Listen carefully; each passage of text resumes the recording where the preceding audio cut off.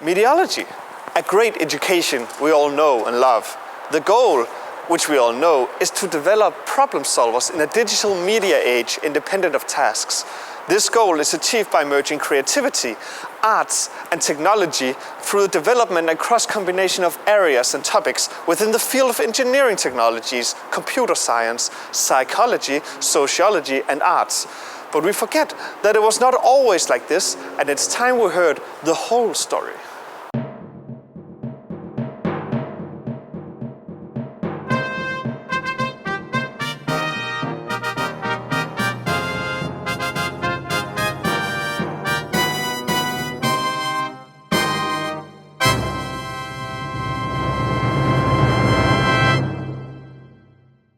The first person who was known to have chronicled Medialogy was the great thinker Gaius Plinius Secundus, better known as Pliny the Elder, in 60 AD.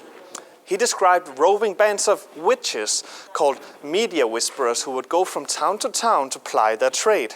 What that trade actually was at the time is not known, but stone tablets with immaculate graphical design have been found in many of the locations that Pliny tells us they came through. Historical accounts of Medialogists does not appear again until the year 945. Both British and German sources tells us about strange fishmongers from the southern harbour of Denmark. The accounts tell us that these media Vikings would sail into settlements along the coasts and put up stands where they would lure people close with offers of free fish, and then at sword point force them to sign waivers allowing the Vikings to plunder their towns. These raids stopped around 1020, where the chieftain Harald Mediason stopped the practice in favor of trading for magnetic stone for use in primitive magnetometers called compasses. This trade and manufacture led to Denmark being a center of technological development in Europe. In 1576, the first official gathering of Medialogists was at a party held at the newly built Oranienborg on Ven.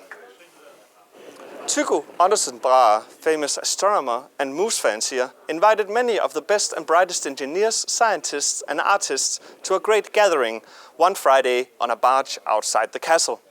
It was later dubbed the Friday Barge. There, they talked about hypotheses and drank copious amounts of beer until they formed the Danish Society of Medialogists. From then on, they met twice a year to compare measurements, enjoy malarkey and mingle. They called this MMM, or M3 for short. Even though Medialogy had made great strides towards the mainstream, it wasn't until the invention of the human-computer interface machine, commonly known as the personal computer, that it really took off. The first HCIM was the Programmer 101, invented by the Italian engineer Pier Giorgio Perotto in 1962. And while they were used in the Apollo space program, Medialogists saw the true potential of the machine and what they are still predominantly used for today, which is interactive video games. In the year 2000, the first real Medialogy campus was formed in Ballerup in an event known as the Great Anti-Taxing.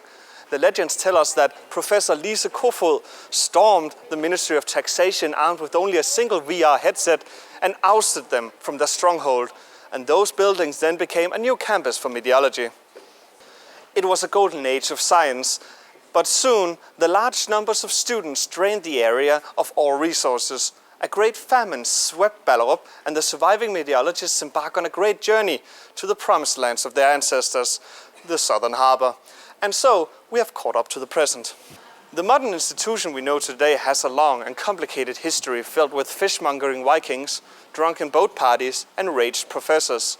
So the next time you think you may know all about something, remember, you may not know the whole story.